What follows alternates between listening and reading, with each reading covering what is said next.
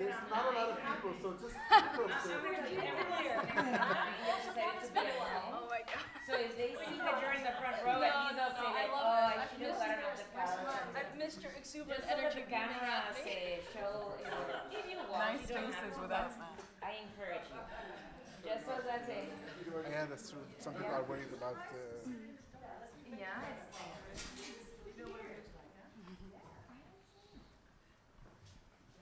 Do we need to turn it on there? I think they're on. Yeah. Hello, hello. Yeah. Hello? Hello? Okay, really have thank to- you for the encouragement. No, don't you feel better? Like Yeah. this? Yeah. A little bit, wanna look at my glasses.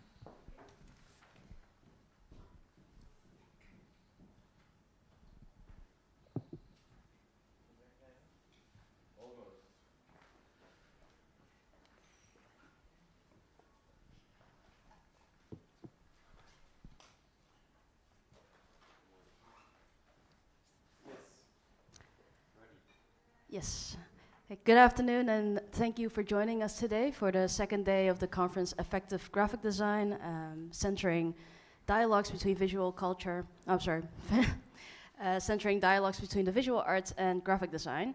My name is Yin Yin Wong. I'm a graphic designer based in Rotterdam, and I am joined today by a panel of specialists on the topic of typography and type design, and their efforts in demodernizing visual culture through it. The structure of today is I will introduce our guests shortly, after which they will give a short 5-minute presentation on their practice, and then we will have a conversation, after which I will open it up to the floor for a Q&A. And yes, so we start on this side. Kristyan Sarkis. Kristyan Sarkis is a type designer and lettering artist born in Beirut and based in Amsterdam. He holds a master in type and media from Royal Academy of Art, The Hague. He has co-founded TPTQ Arabic, a type foundry specialized in high-quality Arabic fonts. He also co-founded Arabic Type Design, Beirut, the first international educational program dedicated to the subject, as well as Arabic lettering workshops, a traveling series of which 15, now 16, I think. 16 installments have taken place so far. He has taught at VCU Qatar, LAU Beirut, ASAV Marrakesh, and currently teaches at the Type and Media Master Program, KBK. Next to that, he has worked with clients such as Apple, MoMA, Mozilla, and the Louvre. Next, we have Amy Wu. Amy was born in China, grew up in Australia, and lives in the Netherlands as an artist, designer, and teacher. Her recent interest in practice circles around literal and metaphorical approaches of mending, design, and remittance as self-fulfilling prophecy, and how text and textile might be woven together to form embodied publishing. In 2018, she published a cookbook of invisible writing through onomatopoeia, which explores steganographic practices and acts of protection, survival, and resistance in the face of oppression and violence. She's currently teaching in the design department at the Sandberg Institute Amsterdam, and her installation, Dear Ursula, can currently be seen at the group show The Brain Mixologist at Tail of a Tub in Rotterdam. Next, Loraine Furter. Loraine Furter is a graphic designer based in Brussels, specialized in hybrid publishing, graphic design research, and intersectional feminist projects. Loraine has a master in typography, but considers herself more as a contributor to collective and open source projects. Loraine is currently a PhD student in St. Lucas, Antwerp, where she continues a self-initiated research project entitled Speaking Volumes, Art, Activism, and Feminist Publishing.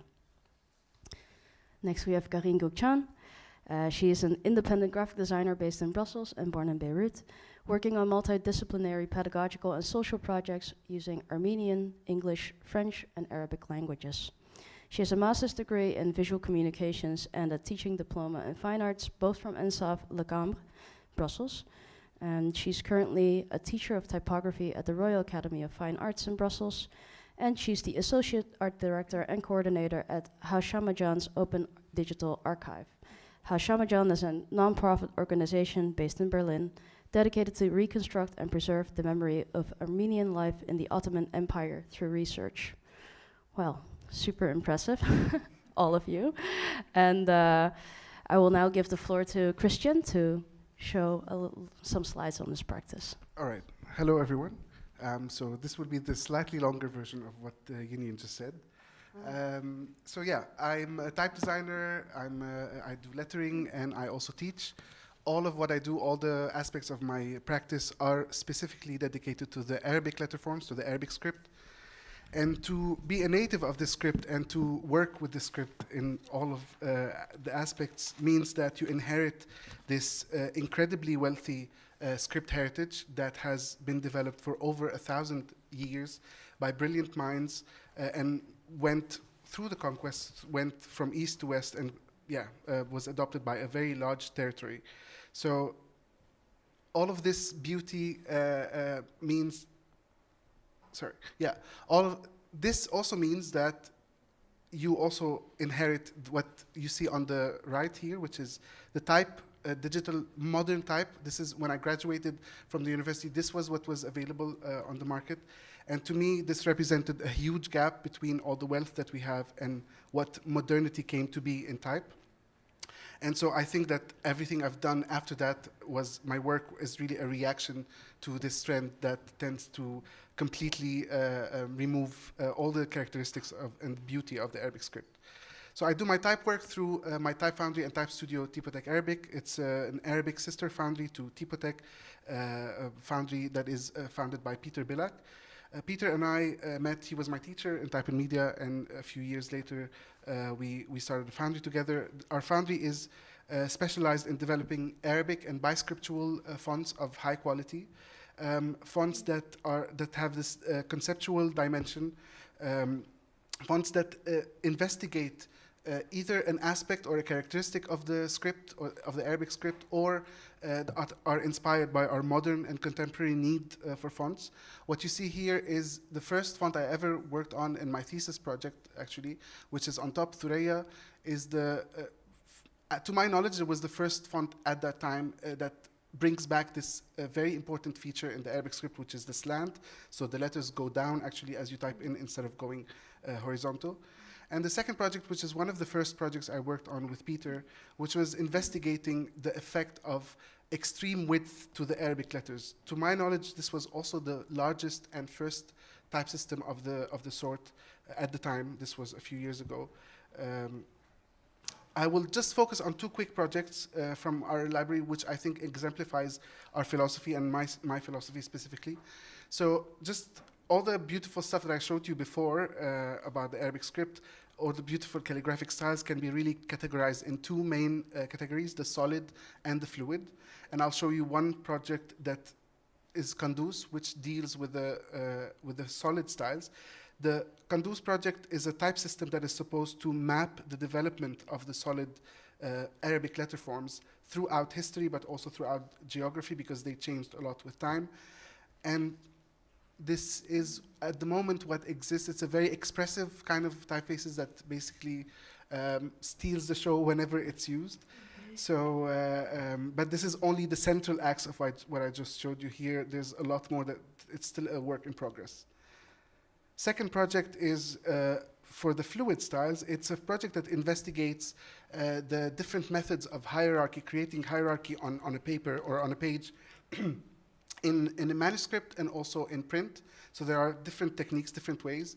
And if you see on the right side is what happens in print, on the left side is what happens in the manuscripts. Instead of creating different cuts of the same shape in calligraphy, they created new styles completely for headline and text. So this project is about this. Also, only one small part of this project has been released, but it's an ongoing project. That concludes quickly the type part. In terms of lettering, what intrigues me the most about making lettering pieces is constructing these puzzles, these intricate puzzles, and that's why what I'm excited most when I'm creating a lettering piece. But even in lettering, I always tend to look back at the script and learn from the past, from the heritage that we have. Like, for example, what you see here on the left, which is a recreation or a modern version of the calligraphic sheets that calligraphers used to exercise with. I always say that lettering for me is a meditative process that allows me to cope and to process everything that happens around, especially in the last couple of years. It's been intense for everyone. So that's why they're normally slow pieces and they're unplanned. So it's not like I plan all this ornamentation. I start somewhere and then I start building up the puzzle piece by piece. They could be about musings, like these ones are about life ideals and what is justice for humanity. Or it could be about very real topics like this one, which is a collaboration with a poet, a Belgian Moroccan poet named Hind El Jadid, about very real everyday topics like from right to left. It's about gender equality, abusive relationships, and global warming.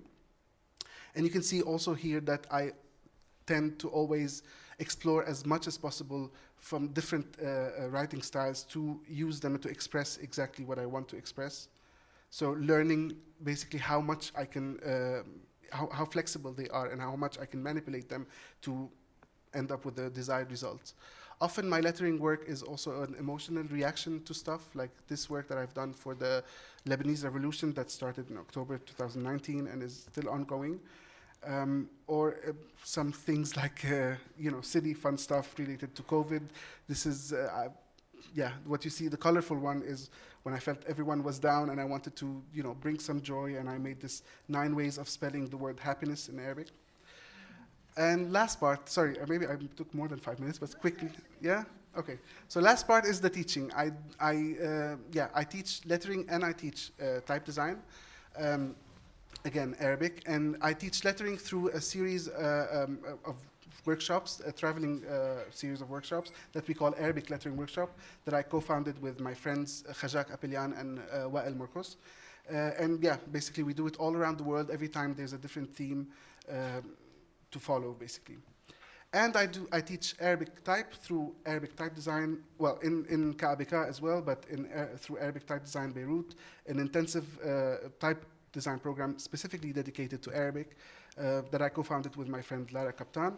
And in both the workshops and this program, we follow a specific methodology, which is about dissecting the script, understanding the script, analyzing it, and then going crazy and trying to find new expressions of modernity. And this is what you see here is the result of the first year of the student, the work of the student that was really incredible and very, very rich for the scene. And if you don't remember anything I said, just you can go to Typotech Arabic, tptq-arabic.com. Under articles, you will find an article called Arabic Script to Type, a Manifesto, which is a manifesto I wrote with my friend Lara Kaptan to summarize how our approach to type and what we hope that would happen in the near future. Thank you.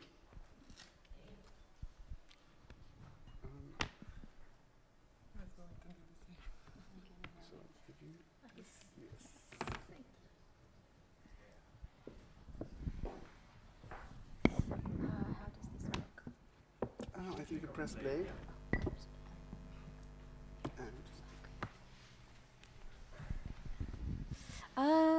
Hello, everybody. I will just start with a video that explains a project that I wanted to share with you today in such a succinct manner that I thought I would just play it instead of me explaining, because it has visuals too. Thunderclap is part shop, part sewing workshop, and part exhibition. The work employs steganography. It's essentially a work that camouflages into the streets of Beijing. If you're walking around, if you're standing in front of a bus stop or a train, people can literally pull out their phones.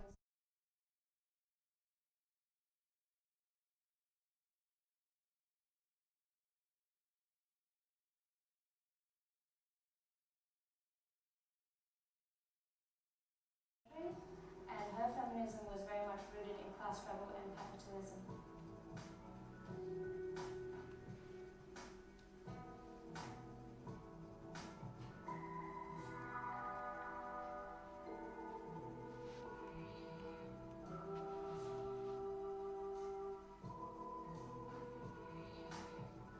Steganography is a form of secret writing that is hidden in plain sight. elements that are visually pervasive in Beijing is Shanzai fashion and QR code. And so Shanzai fashion is a trend that is using nonsense English on clothing. And within the Chinese context, English is not meant to be read, but it functions as a decorative ornament. And so I've used this kind of visual rhetoric to camouflage within China. And also the QR code, because it provides this innocent cover to spread knowledge. The main role that I took for this work was to really amplify the work so that there are other non-Western feminist perspectives. And I think it's important not just for Hu Yanzhen, but other feminists coming from non-Western backgrounds. And it's the first work that really brought me closer to understanding my heritage.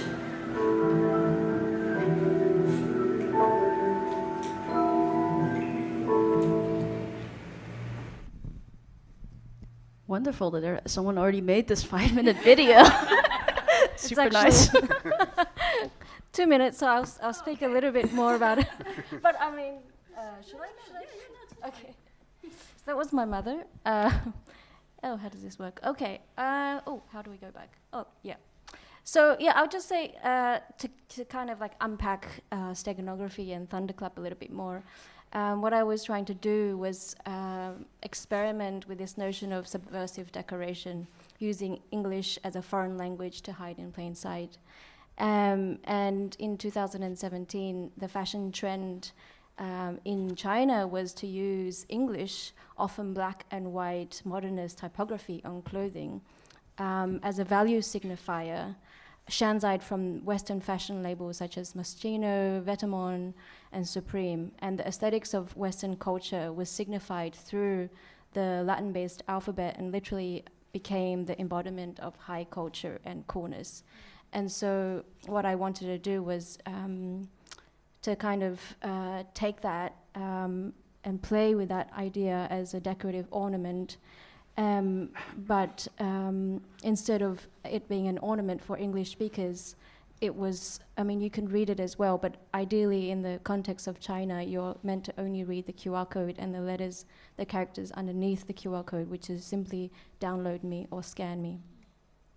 So the project kind of instrumentalizes this phenomenon as a walking billboard and to find alternative self-publishing platforms to spread the work of subversive feminist texts like Hu Yanzhen's. And I won't go too much in her work today since it's only 5 minutes. But I also experimented with this notion of steganographic publishing in the realm of laundry lines. And in China at the time when I was doing my residency, I lived in a residential area called a hutong, and there you see a lot of laundry hung on the streets. And I found laundry to be very fascinating, like clothing kind of acting as these migratory objects that transgress the boundaries of public and private. And the blanket is also like this nondescript, undetectable and unremarkable object, and for its ordinariness, I found it to be interesting to kind of design or impregnate is the strange word, but to place subversive the work of Hu Yanzhen on the medium of a platform. So, and I also like this metaphor of laundry being or launder being as a way to kind of wash illegitimate money, to wash away the questionable traces, and also the idea of airing out dirty laundering, which is analogous to disclosing secrets. So yeah, I liked this kind of metaphor of launder or laundry. So I kind of played with this. That's a little GIF I made. which inspired the next work, which is Hutong Whispers. I think this was made in 2018. So again, it's a steganographic catalog of steganographic publishing projects camouflaged as a laundry line. And the work co-ops 3 omnipresent elements, again, like Thunderclap, so bed sheets, Shanzai fashion, and the QR code, and I explored them as covert media to publish, again, suppressed and sensitive knowledge. So, this work is meant to actually be eventually placed back into the streets of the residential alleyways of the Hutongs in Beijing, so that it can really return back to the natural habitat in which it was conceived. Unfortunately, I haven't had the opportunity to go back. And then I'll just end with, oh, no, I end here. That's it. Thank you. Oh yeah, I need to move the device. Thank you very much. So actually, I didn't, it's not really going to be a presentation of my work. I think I read too fast the email, but we were asked to prepare a 5-minute presentation. But at the same time, I think it corresponds maybe well to my work. And also, I'm a very big fan of the people who are around the table, so I also feel like I should sit here and listen to you. But I prepared a little thing. And I wrote it down, which is something I hardly ever do because I find it super stressful. But anyway, I wrote it down because I felt a bit more comfortable having something, and not because when I start speaking, I can easily forget time. So I'll speak today as a graphic designer, and not as a philosopher, as a historian, or someone who did university. As a designer, my approach to words and concept is maybe, I hope, somehow humble. I manipulate words with my design tools. I choose sizes, colors, and fonts for them. And here, the font is that I chose to reuse the title of this panel is Cirrus Cumulus by type designer, my dear friend and type designer Clara Sambo, which is a font that contains non-binary glyphs, and it's connected to the collective Bye Bye Binary, which I am also part of. So I'm part of many collectives, and that's maybe also why it's hard sometimes to say that this is my work, and here it definitely is not my work. I have to tell you that modernity and modernism is a concept that is a bit intimidating to me, but I'm also trying to not be afraid of big concepts and demystify them. So let's see what happens afterwards in the discussion. I'm going to try to speak like in these 5 minutes about what modernity or modernism does to me or around me in concrete terms, and also probably in broken terms with my approximate English, because as you can hear, I am French speaking. And this might also actually influence how I understand terms like modern, which terms don't. It's very close. There is moderne in French, but sometimes they have slight differences.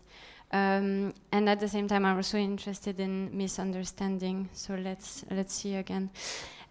So I was born and raised in the French-speaking part of a country called Switzerland, which played an important role in the worldwide domination of modernist styles in graphic design, with its very hegemonious Swiss style, also known as international style.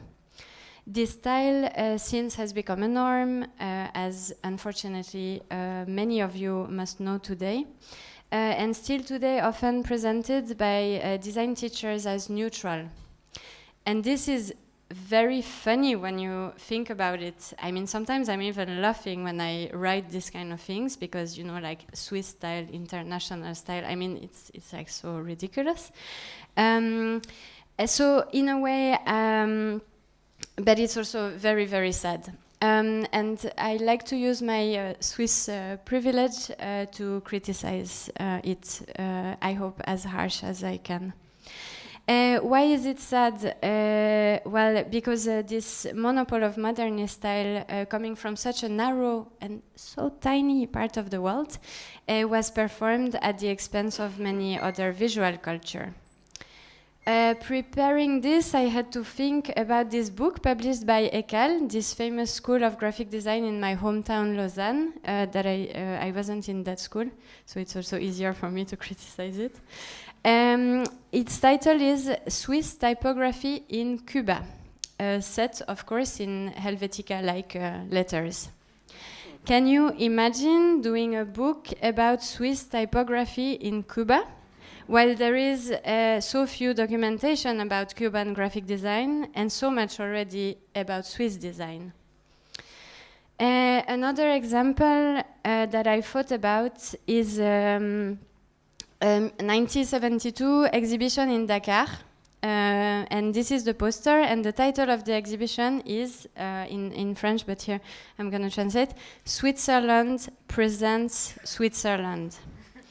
Also, again, in this typical modernist design. How more colonial can that be? I mean, yeah.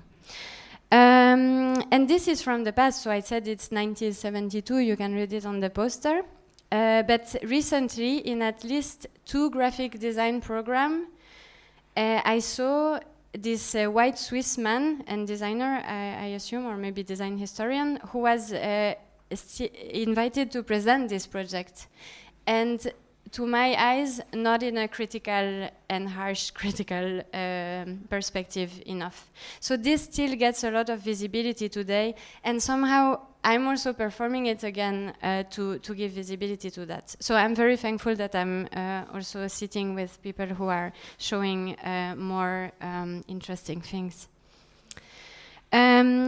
Today, yeah, that's also something important. Today I'm in a panel in Rotterdam, the Netherlands, and last weekend I was talking with a French graphic design festival organizer, and he was telling me how easy it is to get money from the Netherlands to invite Dutch designers abroad in festivals and so on.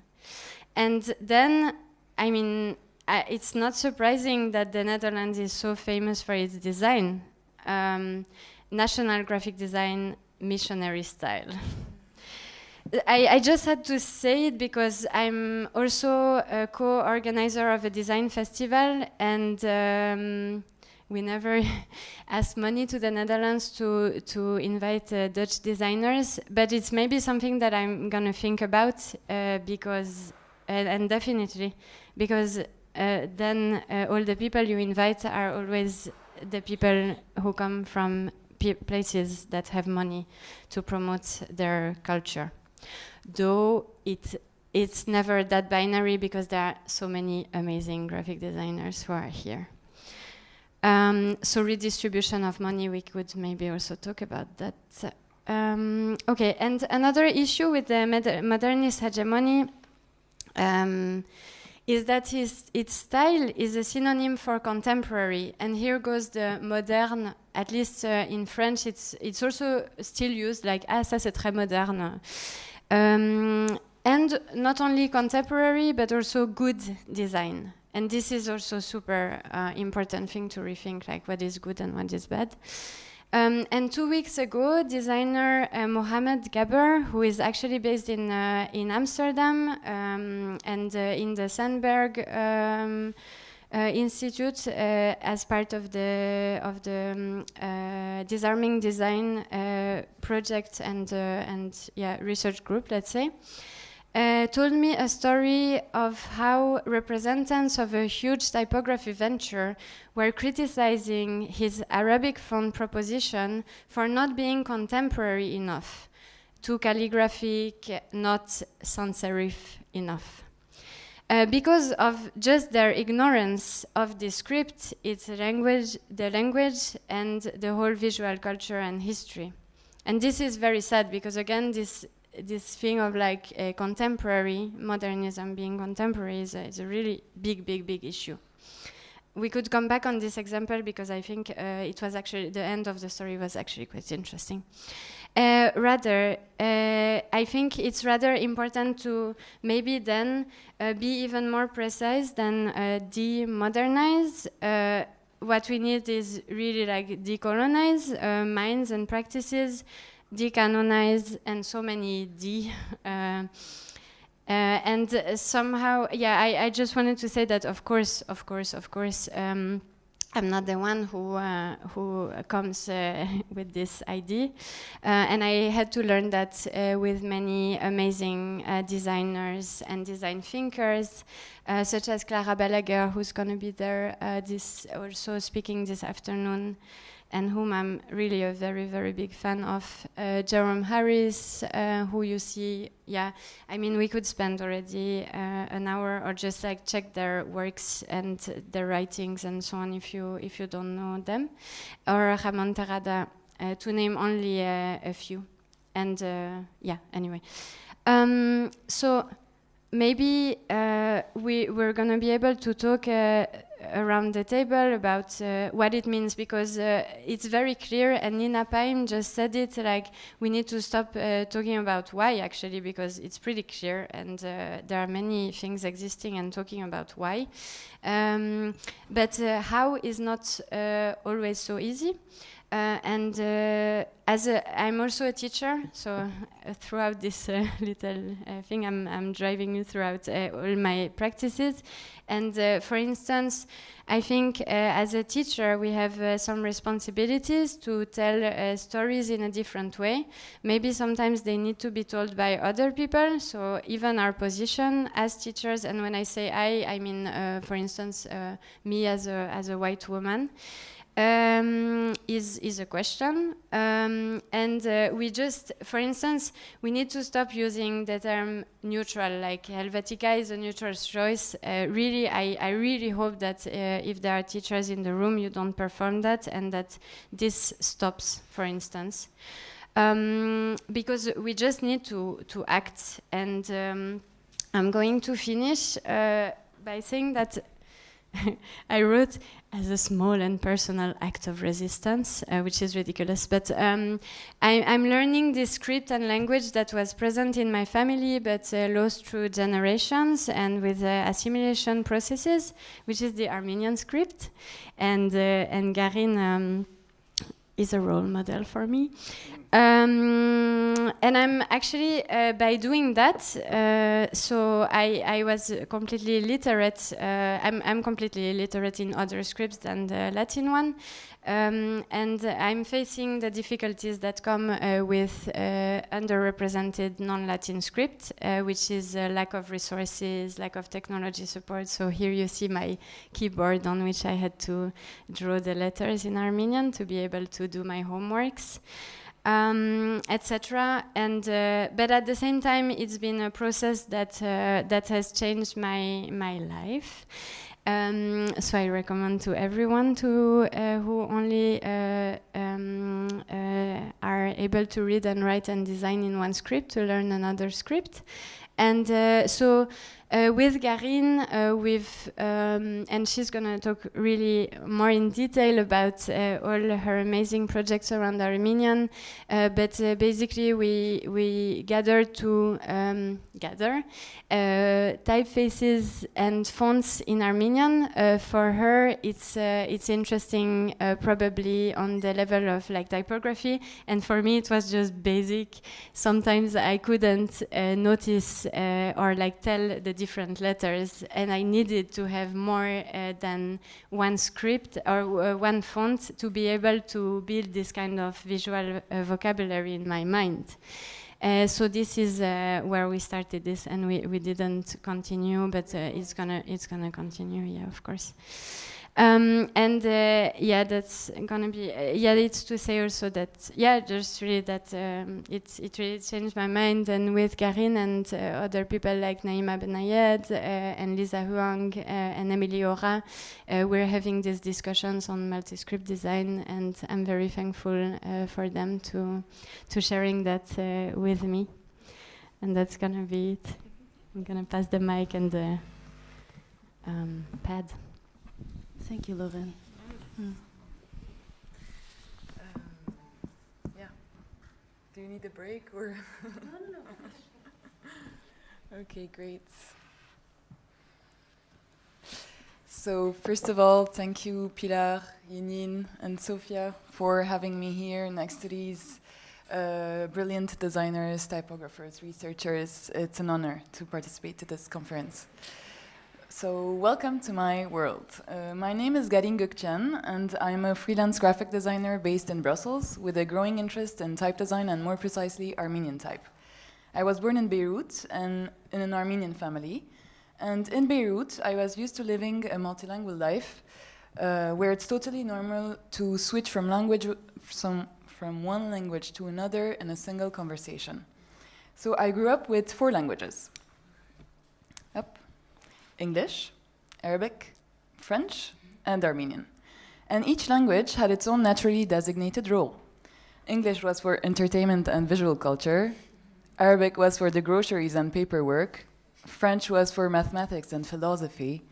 And lastly, Armenian was for everyday use. Of course, this is a very personal and subjective way of describing these roles. It's only when I first wrote my professional email in Armenian letters that all these categorizations were called into question. That meant that I could talk about graphic design, typography in Armenian with Armenian words. For those who don't know, Armenia is situated in the southern Caucasus and was one of the 15 members of the former Soviet republics. Armenian speakers are divided into those in Armenia and those in the diaspora. The diaspora is very big, from Europe to the Middle East, the Americas, and so on.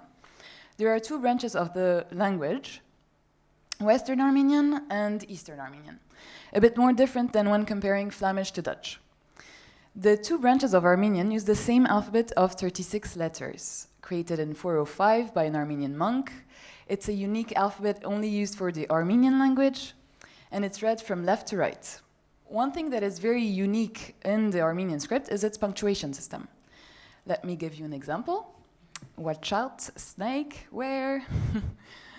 So in Armenian script, you place the question or the emphasis on a word instead of putting it at the end of the word or the phrase. So now that you have a general idea about the Armenian script, let us go more into detail. What does it mean to talk about graphic design in Armenian? Is it similar to talking about Armenian graphic design?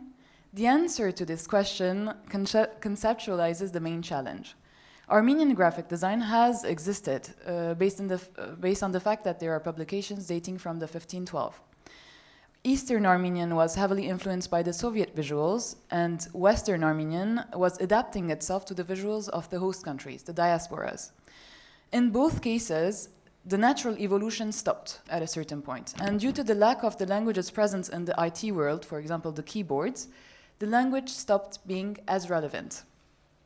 In the diaspora, it was replaced by the Latin script. Example, chatting started to be in Ladinadar, and Latin script, we wrote Armenian to each other. While working on Armenian projects, something became very clear. There are very few quality Armenian typefaces, and especially those who support the Armenian script. In addition, there's also lack of resources. No Armenian book on these topics has been published in the last decades. With a concrete example, I'd like to address the main challenges. In 2019, I was asked to design a multilingual poster for an Armenian language workshop, Zarmanazan, and the poster had to be in English, French, and Armenian. As Armenian designers, given the fact that there's no diversity in Armenian fonts, we usually end up designing our own letters. There's no time, also, no funds. So I had to base myself on the Latin font in order to create an Armenian display font, as you can see in the title of this poster. And when given the option of 2 different scripts on the same platform, for instance, a poster for a book or for a poster or for a book, we usually tend to read the English. So we ask ourselves, is it the sovereign language that imposes itself on the reader, or is it the design that makes the Latin script more attractive? In this case, we have 3 different posters for each language script. Let's imagine that we had to put all 3 languages scripts in a single poster. How would the different scripts coexist? The size, the order, the color, the typeface, the position, everything would have a big impact on the matter, and thus every choice becomes a statement.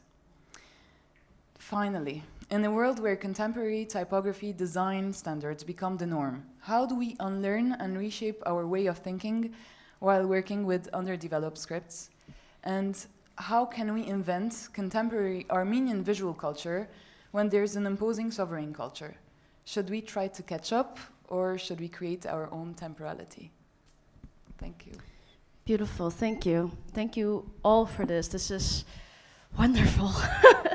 I'm also very happy to have you all at the table, and I'm also happy that we have time later to open up the floor, because I'm sure there are a lot of questions. And thank you for ending with a question as well. Maybe we can just start off with that. Yeah.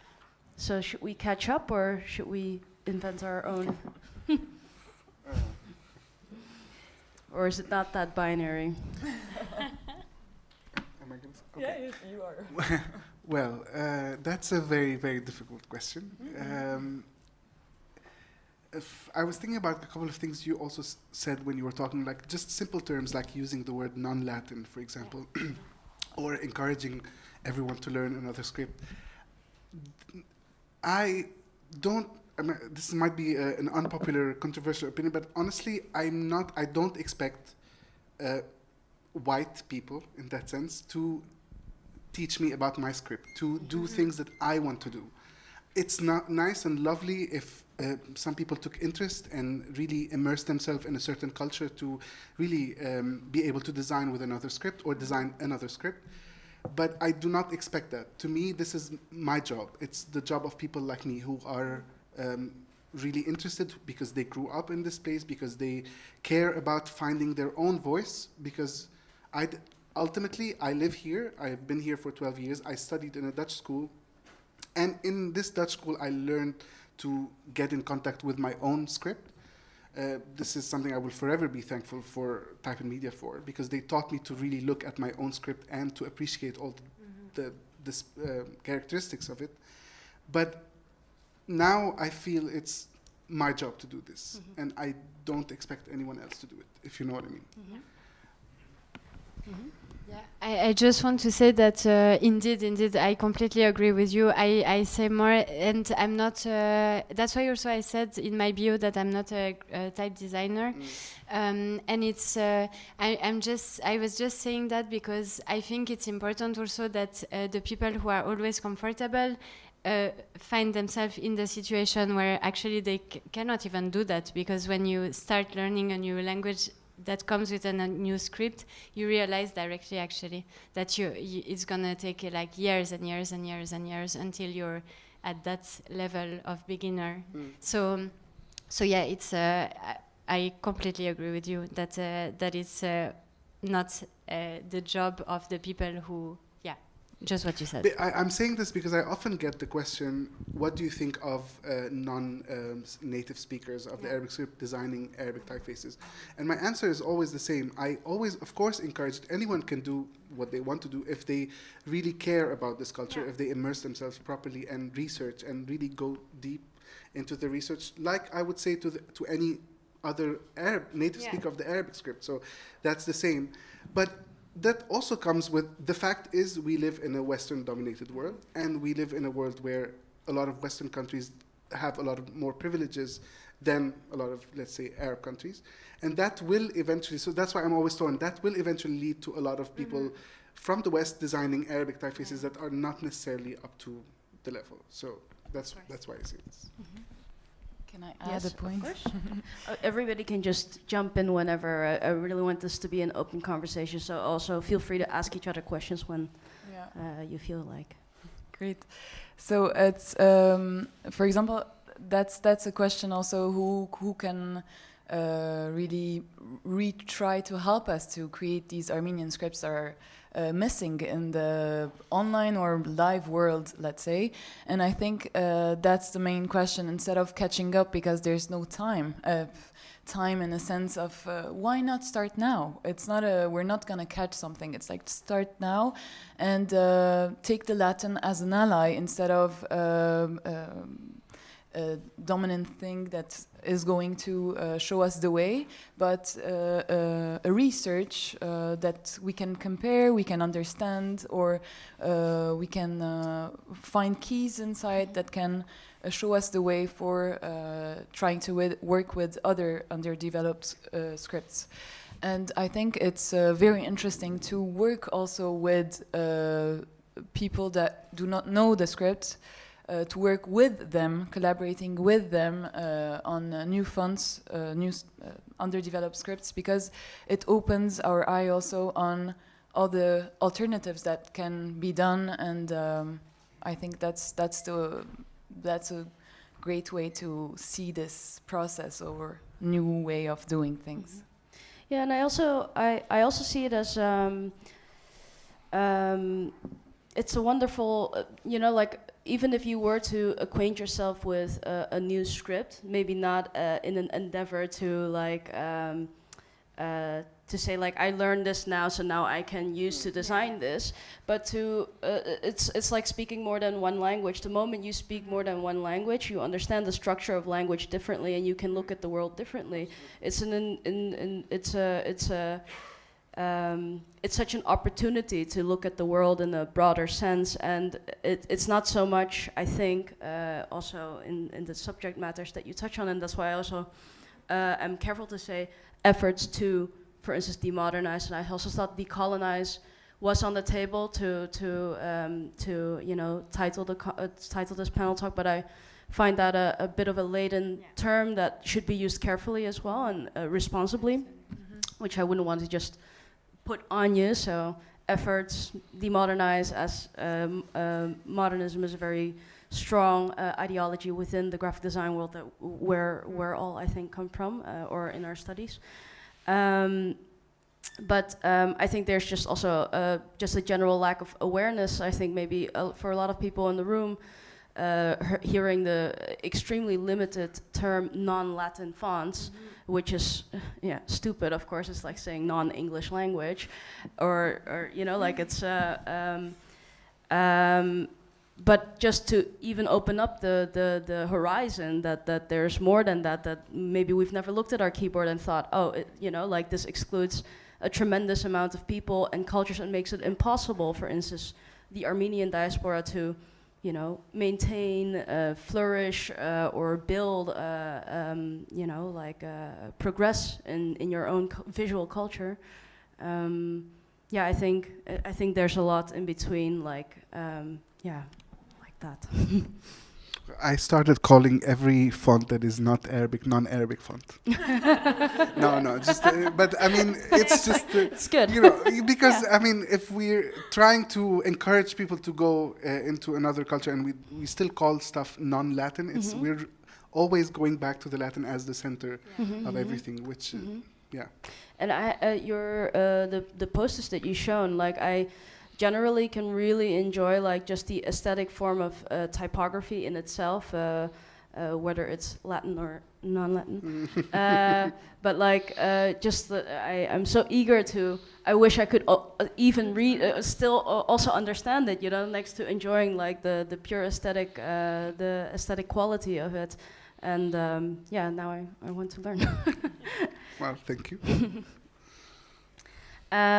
Maybe you already touched upon it, I think you all did in your own ways, but maybe you could talk a little bit like about how you metabolized like inspiration from your education or from your upbringing, or how it has emboldened or inspired you to get you to the practice you are at now. Because like I certainly like as a graphic designer was educated with like Swiss design,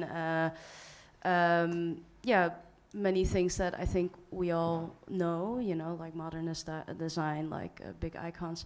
And how do you yeah, metabolize that into what you're doing now. You know, maybe not as a critique, maybe as a different kind of homage, or like as your, like you say, you know, like finding your own voice in that. How did you do that, or could you say something about that? Why is it okay, well, because you're looking at me, I'll answer.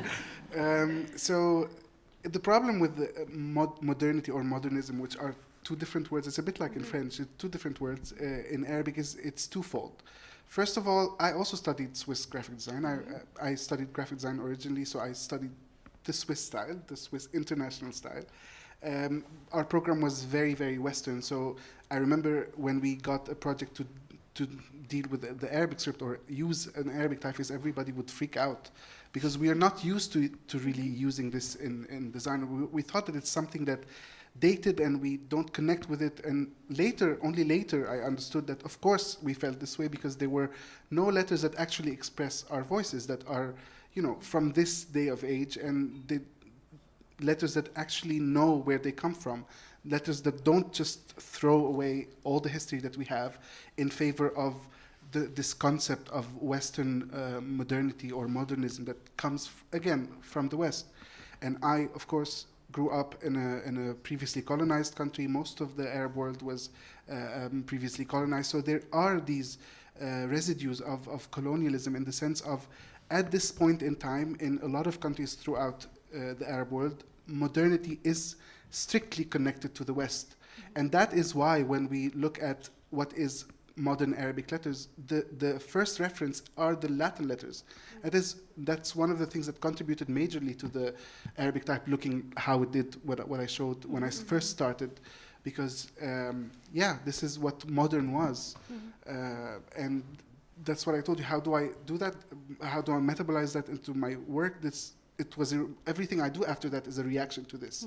And this is how it inspired me basically to do the opposite and to show that there are alternatives. There are alternatives that represent us as young people from that region with a voice that is not what you expect it to be, but with our own voice.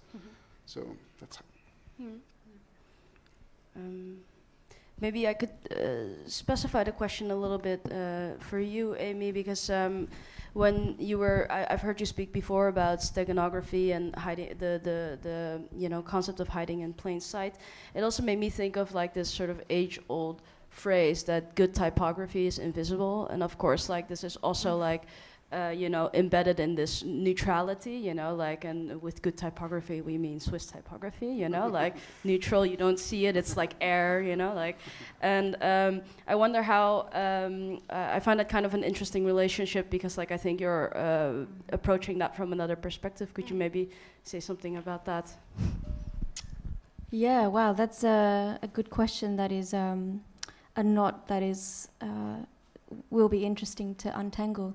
First of all, the word text and textile are like the kind of root word of that in Latin is textere, which is textile. So, and in my mind, I always thought that text came before textile, but in fact, it's the other way around. So text comes after textile.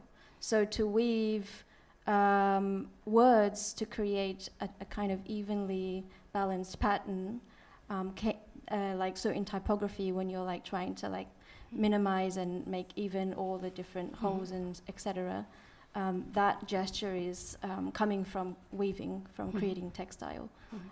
So in my research, I was thinking about that relationship a lot because to kind of, I suppose, loop back to the previous question about how do we metabolize the Western education that we've had in design school. I have kind of gravitated towards this kind of gesture of mending. Mending as, for me, a kind of cluster of various different practices that tries to, let's say, patch all the different forms of violences and historical, institutional, personal. And a part of that is also unlearning, let's say, institutionalized conditioning, so devaluing Eurocentric hierarchies. and thinking about how one can weave or one can mend these ruptured binaries together, or address them in some kind of way. And yeah, so I don't know, like that kind of comparison with text and textile really speaks to me. And in terms of invisibility, that's a that's another kind of subject that has a lot of weight for me. I think I suppose a lot of what I've been trying to do in my steganography research, and steganography is the art of hiding in plain sight. It can be kind of, let's say, related to camouflage, but it's really specific to camouflage in communication. So it's very specific to, let's say, ways in which we speak to each other, how we communicate with each other. And it was a 5-year research, and during that research, I was really interested in, as you mentioned in my bio, like evasion tactics, ways in which social movements co-opt these ways of hiding sensitive information as forms of protection or resistance. And as a methodology, there's always like this visible and invisible layer, what you show, what you choose to show, what you choose to reveal to only certain kind of groups of people that you want to communicate to.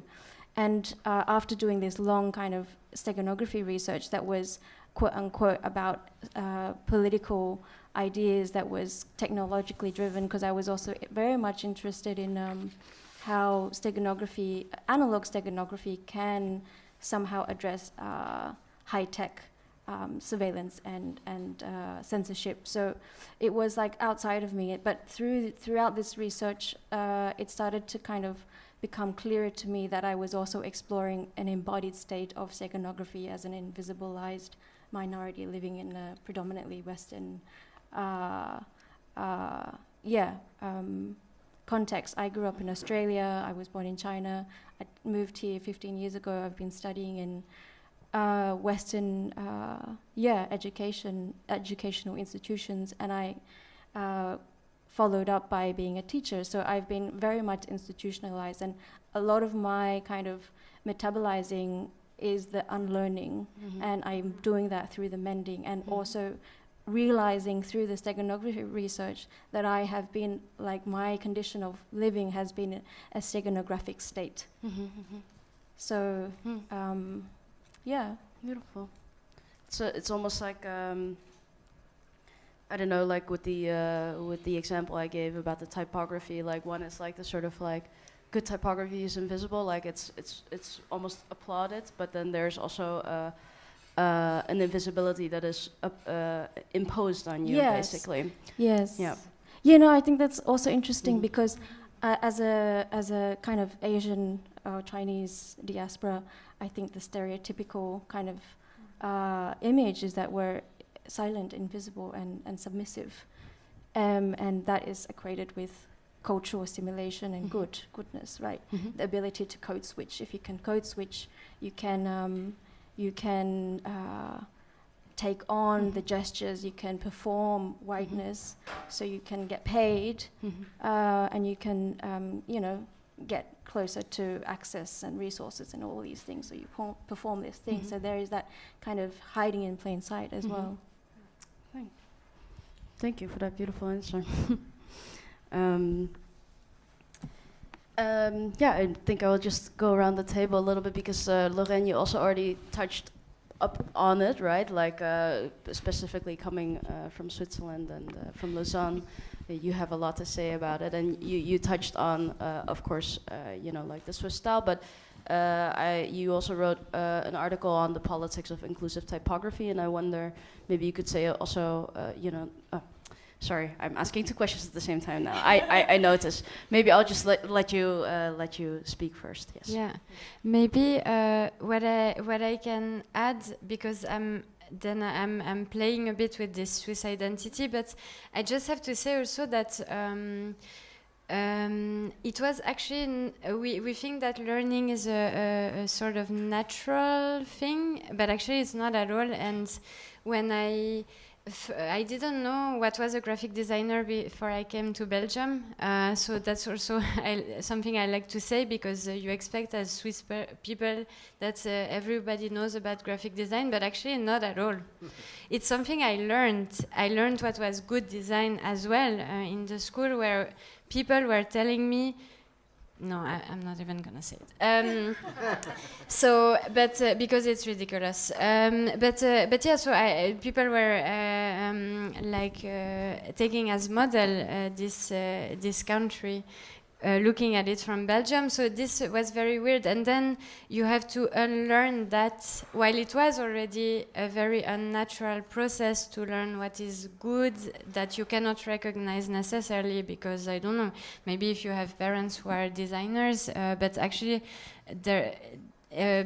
design and like so-called good design in Switzerland, it's not everywhere. I mean, it's yeah. So I think that's also maybe an important thing to put on the table, and that's why sometimes I'm just there like, we need to de-modernize, unlearn, but then we really, what does it mean? It means that we learn things so wrong somehow, or some of the things, because I don't want to throw away all the things maybe we learned. So yeah, I really see such a big responsibility in teaching, because we have to do all this labor and then so it's a bit ridiculous. And I just wanted to say that I feel I have so much to learn. Yeah, it's just that, and that's why I think I'm gonna keep on, you know, learning this Armenian scripts. First, it was more a thing for like of my family and going back to those traces. But I guess I'm gonna continue. Maybe I hope with other scripts actually, because why not? If you have to learn about all these Swiss designers, then you could, and actually, yeah, I find it also super, yeah, or I'm gonna say more interesting, but I guess it's the Orientalist, you know. It's a tricky. Yeah, it's really complex, huh? Yeah. But then, okay, I think it's really important that we talk about it, and that's why I'm saying, like, I'm gonna say now, I think, and I'm forcing myself actually to look more in the other direction. So whenever I identify something that looks this modernist, I'm gonna be there like, okay, no, I'm gonna try to look elsewhere. And this is also very unnatural or artificial, but at the same time, sometimes that's what I do, and I don't know. I think it's not right if we were in a ideal world, but it's a tactic, and I like also. I really loved your presentations, and I like this thing of like, because for me, when you're talking about Amy, when you're talking about English as a camouflage and as a decoration. I think it's amazing, because it turns my head, because I'm so much into this Western culture, that when you say that, it flips my brain, and it's amazing. Thank you. Yeah, I always use the example of the Chinese tattoos in the West. Yeah. It operates in exactly the same way, and it's completely like gibberish, and it's also like word salads, and it makes there's misspellings everywhere, and they've like literally permanently marked their bodies with this nonsense Chinese. And I think the kind of currency here is that it's spiritual or it's exotic, and so it has this kind of Orientalist perspective. I would add something. It's very interesting, because I started seeing this effect on me while, for example, I was posting stuff on Instagram. I was like, to whom I'm showing this? to Armenian speakers or to non-Armenian speakers? Am I trying to do an awareness that there's Armenian, guys, it's another script? Are they seeing it as a Armenian script or a decoration or forms? Or am I talking to Armenian speakers and trying to say, come on, let's collaborate, let's do stuff together in this sense?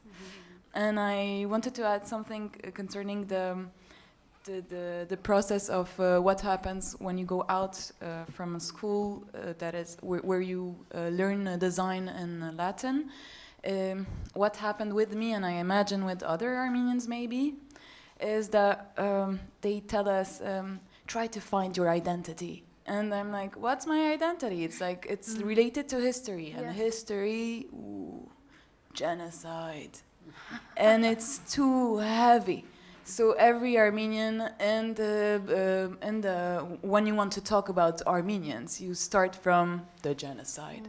And it's so heavy. So I think before unlearning and understanding how you need to be very awake about what you're doing, is it going on the trend and trying to compare yourself with the Latin world, let's say, or before that unlearning, I had another step of taking off this pressure of my ancestors and taking off this pressure of the sacred letters that survived, which is very important to keep in mind. But today we're in a situation where if you want to let it survive, you need to revive it by doing and creating instead of just criticizing and doing what not to do, what isn't right to do, and etc.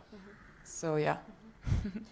And for both of you, I also wonder, like, so you said, you know, you really found your voice during your studies, and but did you have a teacher that could like technically support you in, like, for instance, the forming of your glyphs? By the way, I should have said this at the beginning for the non-designers in the room, maybe, but maybe you've just all caught on.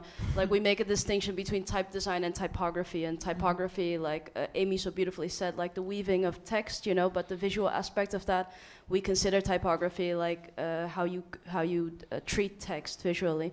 And type design, the making of the character sets, the glyphs that constitute a font. Apologies. Sorry. And did you have any technical? Could you rely on someone technically? Well, in terms of teachers who have impacted the way I think and the way I work, I will start before coming here by my forever idol, who is Yara Khouri, who I always attribute a lot of what I did to her, because she was the one who made me realize that Arabic is actually my script, and it's the script that needs my attention. And then, of course, here, when I came here to Type Media, of course, all the teachers offered their support. And of course, even though most of them could not read Arabic or didn't have experience with Arabic, they were able to offer me advice about the discipline of type design and the discipline of connecting type to writing, because type is not just born out of nowhere, it's born out of writing, and it's essential that we connect it there so that we can eventually move on to another form of modernity as the one that we know now as the modern style. So yeah, I would say that. I wanted to say also something about what you said. Of course, it's very tricky being a white woman and, you know, being interested in other scripts and so on. But I think what matters is the intention, and your intention is clear that it's a genuine interest because of your familial connections, but also because you have this interest to, you know, decolonize the world. Wow. I mean, you know, a lot of people have this interest nowadays, and that's great because there needs to be some resistance. Whereas I mean, somebody else's intention could be, okay, now everybody's doing Arabic typefaces, let's jump on the wagon wheel, and, you know. So I think the intention is what makes all the difference in this case. Yeah, otherwise it's quite tricky. Concerning Armenian script, in my study years, let's say, I didn't really do any work on the Armenians because I was working on talking about the Armenian cause and doing a video, okay. But it's more on when I started now working with Armenians on Armenian projects that this question really was the main question of where is this typography rulebook on Armenian script? Where should I start? So I asked many friends, Khajak Apelian, or also trying also to connect with Armenia, with designers in Armenia, type designers, but they weren't really helpful. They just sent me a website where there's the fonts that I should buy. So it's an ongoing process of finding these keys. And Khajak told me something that I designed stuff, I tried to put it in text, and I sent it to people to read. And that was the way I did it. And that's the right way of doing it, while collaborating and creating a script at a, is it non-Latin, Latin, everything. It's reading, trying to read, and trying to check it with people who read the script. So I did a workshop with Sébastien Sanfilippo, and he didn't read Armenian, but it was more on, for example, the forms, the uniformity of the letters. But other than that, there's all the spacing problems, the diacritics that you put on the letters. These are real questions that I was trying to find with the experience, with the projects, to find the answers.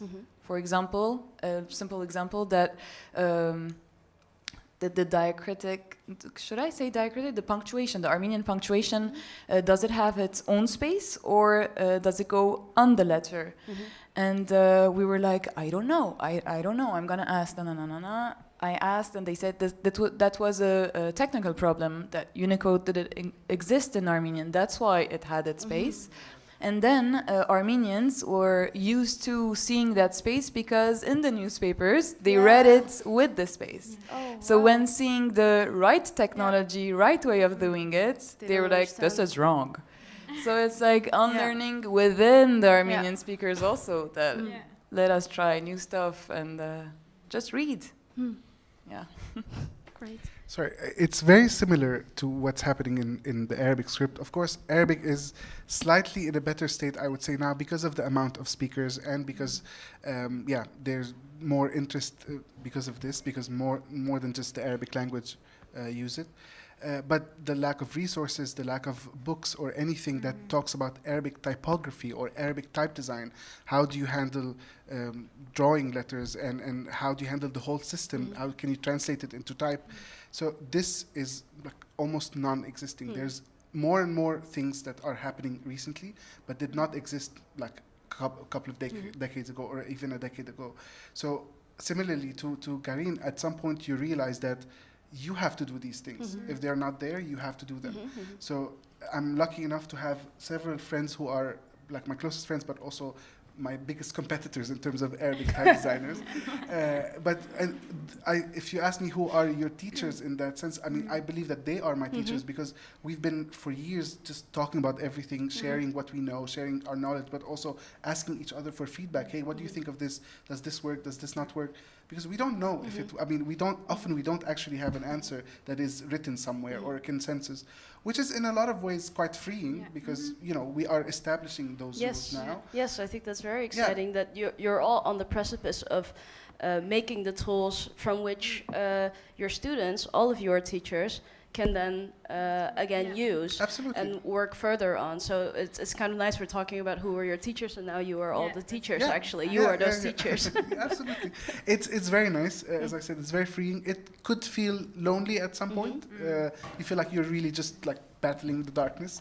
But otherwise, eventually you get used to it, and now we have like, okay, you do this. You write a book about the rules of typography. You do, you know. So we're trying to do that. But it's a funny thing, right? Because you say like it can feel lonely because it's like you're battling in the darkness, and your friends are your teachers, but they're also your competitors. Because when there's such a dearth, then anyone doing the same thing immediately becomes becomes competition, while also you're otherwise you're alone. You know, it's like such a weird. It is true though. Like one of my closest friends, who is Khajak Apelian, is my biggest competitor because our work, our philosophy is very similar. So I'm going to open up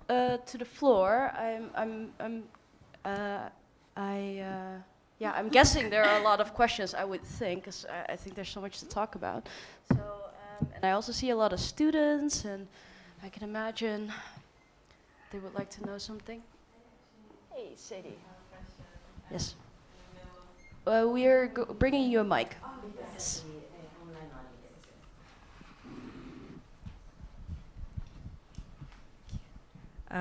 So I'm still kind of formulating this question. So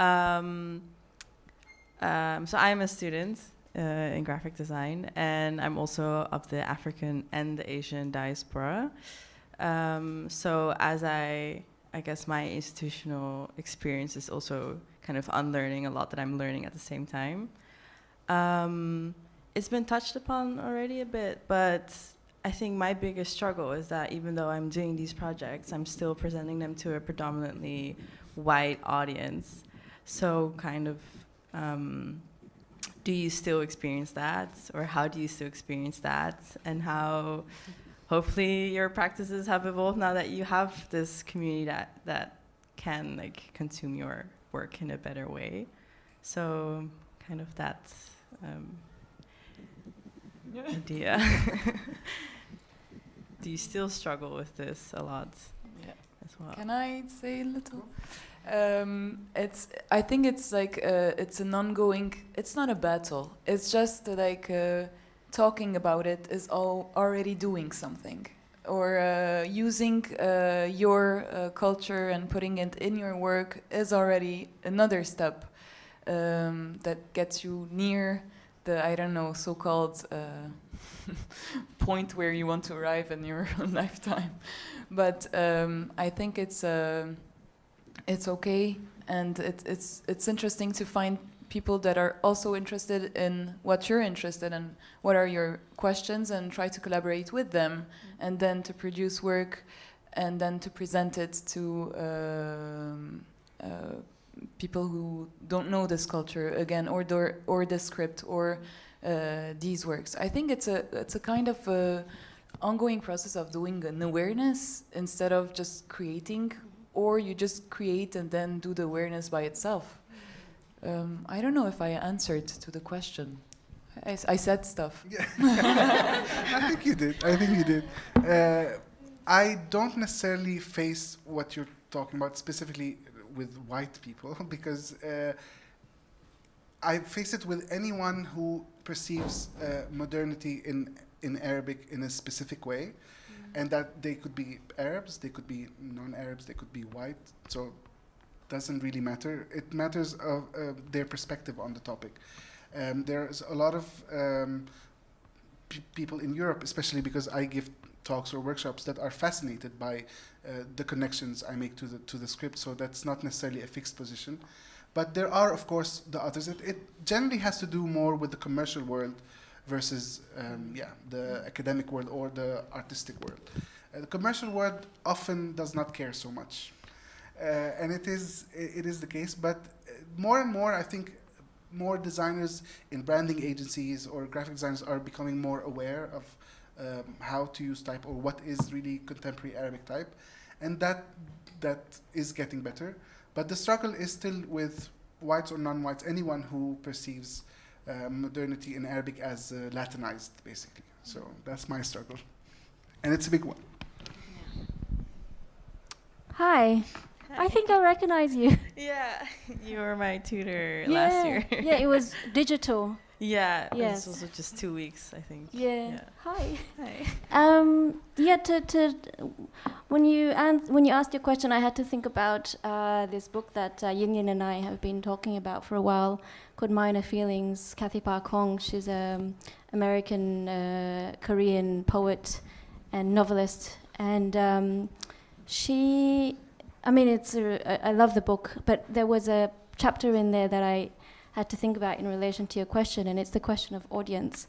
And as a poet, she has like this mental breakdown. She has a depression, and she's like questioning her identity and the world of poetry and institutions of power. And I think she really struggles with this question. And so when she goes to poet school, or like creative writing school, poet school.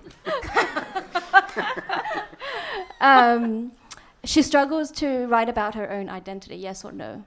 And I think in her early years, she tried to remove any kind of trace of her identity in it because it was quote unquote seen as ethnic or navel gazing or etc. It was shunned. And this is you could say like the continual perpetuation of erasure of these minority experiences. And so for a long time she removed any kind of trace of her identity, and she felt I suppose numbed and depressed, and like Minor Feelings as a novel is like kind of documenting that process. And she writes like, okay, so if I do write about my experiences as a Korean American person, author, poet, am I writing it to white people to validate my experience, or am I writing it to find community?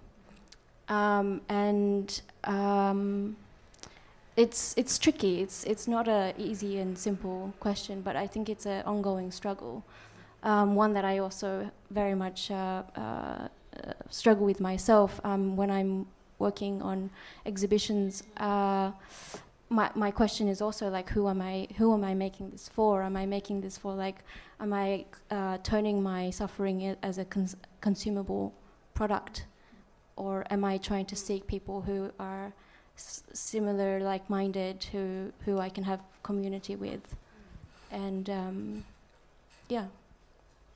If I can add a little bit to that, I also recognize that, and that's also questions that I have, and I do consider it a struggle. But some days I consider it a struggle, and some days I have to say nowadays that's most days I consider it as a wealth of opportunity, and I feel very excited to be at a point where I am allowed to untangle this, but not everybody's allowed, you know.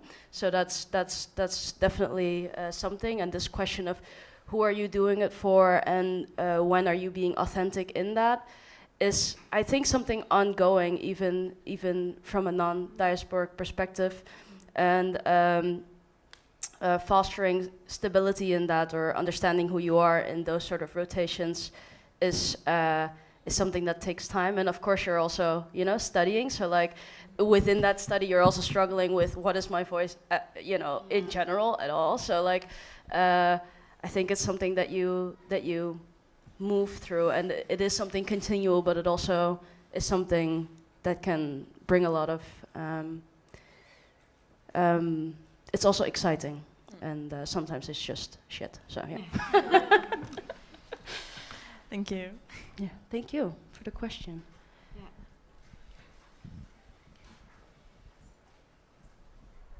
Someone else? I'm looking that direction.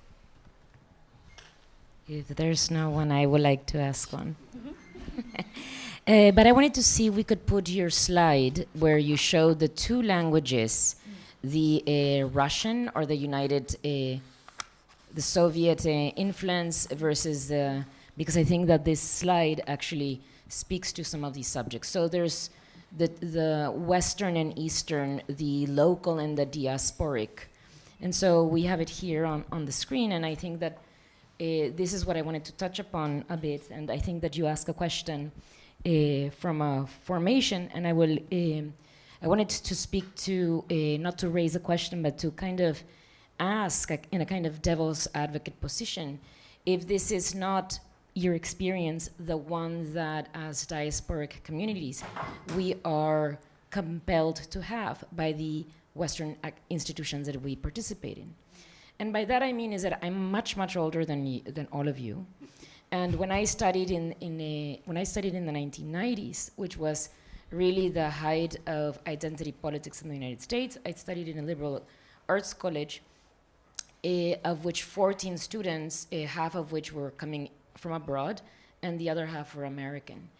And we were asked to speak about our identities, and we're like, why?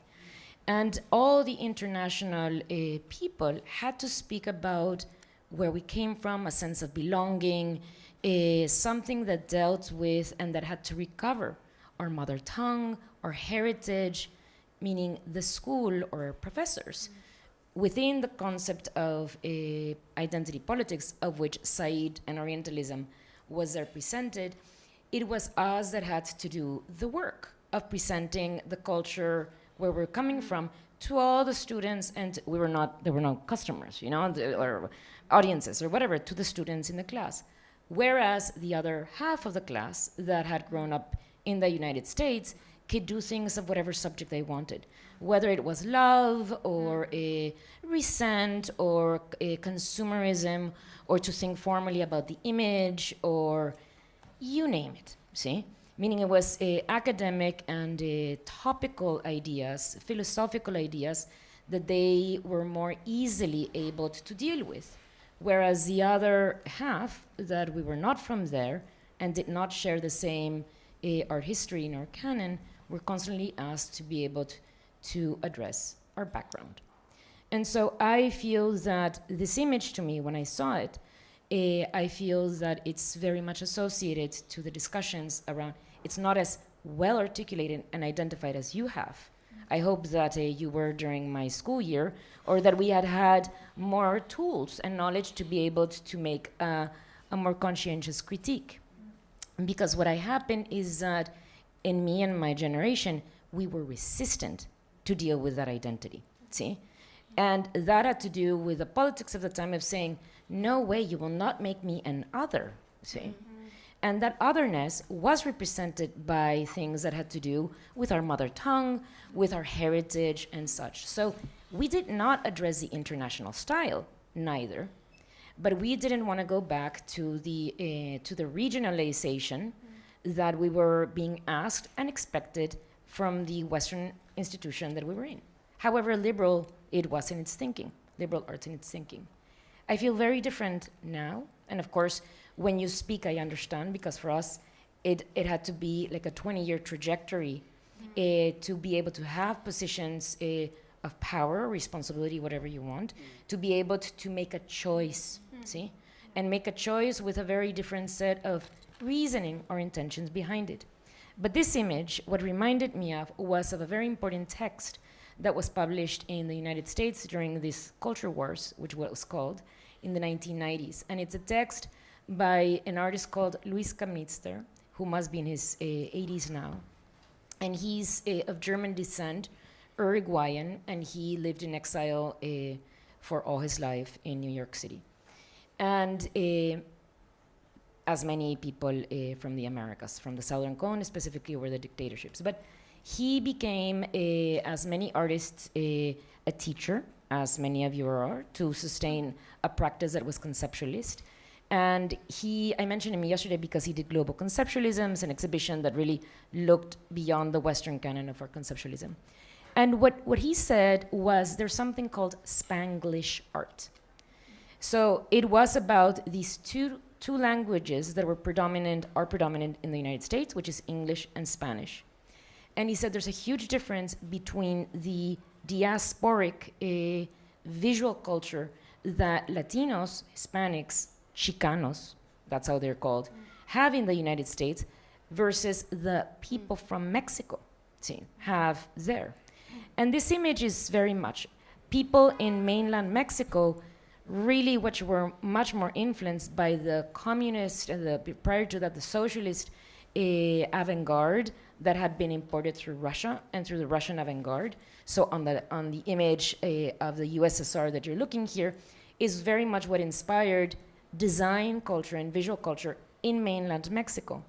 While on the right, when you see the diaspora, which is this, you would say like, but where is this Germanic, like, I don't know where this comes from. This is what inspired or what was taken by the diasporas in the United States. So even if you go back to Mexico, or if you're in the border, but in the Mexican side, the people that have considered themselves in the margins or marginals will use this diasporic design. And it is considered the thing. Now, if I would be arriving again to the 1990s to school, in a flashback, like a kind of Back to the Future situation with Michael J. Fox, like if I would be going back with the knowledge that you've presented here, see, the articulation of these two tendencies of the diasporic and the Sovietly influence, which influences the rest of the world. I mean, come on. As the United States, or capitalism, if we want to call it, has influenced design. So it's no longer the Swiss international style, it's capitalism, right? In terms of branding and so on, typography. So when I go back to the past, to my identity politics classrooms, again, I don't know if I would research and accept be other, see? I mean, I think that the position of a resistant of saying, no, I'm not going to deal with Mexican artists just because I'm Mexican, or with Mexican subject matter and the poverty or the genocide. And so I feel that a lot of the conversations that we have in cities like Rotterdam, which is super diverse, right? And in cities in Brussels, and or in countries that really have had a lot of immigration, which is ultimately in the north, because they fucked us in the global south, see? We are having these subjects, but back in my hometown, there are no immigrants, see? Yeah. And design has evolved, and it has evolved not in either way. It's not in either or. And it's neither in the international style, so sometimes I feel not even in between, but in a limbo and alone in terms of saying there are so many different, as Nestor Garcia Canclini said, there's many different postmodernisms. So my question is really what you raised, to who are we speaking? And about the experience that you feel, you're gonna feel it all your life. I'm sorry to say, but that's true. That's true. When I arrived here and I put colors down there in the space now called Meli, they infantilized me by saying that it looked like a kindergarten. And you know what? I think I understand, see? You just have to de-escalate, so it's always gonna be the case, see? And it's just how do we create the tools, not only for regionalizing or the intentions for demodernizing, but also how do we create certain tools to be resistant with design or visual culture that can be read to the communities that we're coming from. Because again, there's very few places that have such a large diasporas as here, or as the United States in LA, where a lot of things happen, or New York, right? These hubs of creativity in which we are living one right now are privileged insofar there is so many different cultures. And we take advantage of that, but it's kind of speaking only to those urban centers that are super diverse and not to the larger communities elsewhere, whose design is modulated through something really local that has nothing to do with immigration, and that's why political polarization, but also to something that is stronger, that is branding through capitalism. So I just wanted to put it out there because I do think that it's fabulous, and I understand, but in my age and time, recovering our roots would have been to subsume, to be subordinated to the Western demand of being other. So again, not international style, but certainly not a regional either. So I just wanted to mention that, and positively, Also, it's not like drama. It's like, okay, this is how it's gonna be. How do we engage people to come with us closer in being more open? Of the, I don't want to be hippie here, but in being more open to coexist with a different image as we recover and present our heritage. Hence the keynote speakers in this conference, that we focus on one figure and the transnational or local impact and influences that they had, so that we can understand this better. So we will take more notes from you so that we can commission more research of important figures in the language. So I just want to say I'm very passionate, as you know, about this, so I just wanted to say this, respond to both of you and say how important this image is pedagogically speaking. Thank you for that addition, Sophia. And if there are no further questions, I think we're wrapping up this panel. Thank you so much for coming. It was really a pleasure to speak to all of you. And thank you to Meli, of course, for hosting this. I hope we can continue the conversation throughout the day. There will be a coffee break now, and at 3:30, we'll be back in this space with a... Oh, 3:45. My apologies. At 3:45, we'll be back in this space for a keynote lecture on the work of iconic graphic designer Karl Martens by Prem Krishnamurti. So see you then again, and thanks.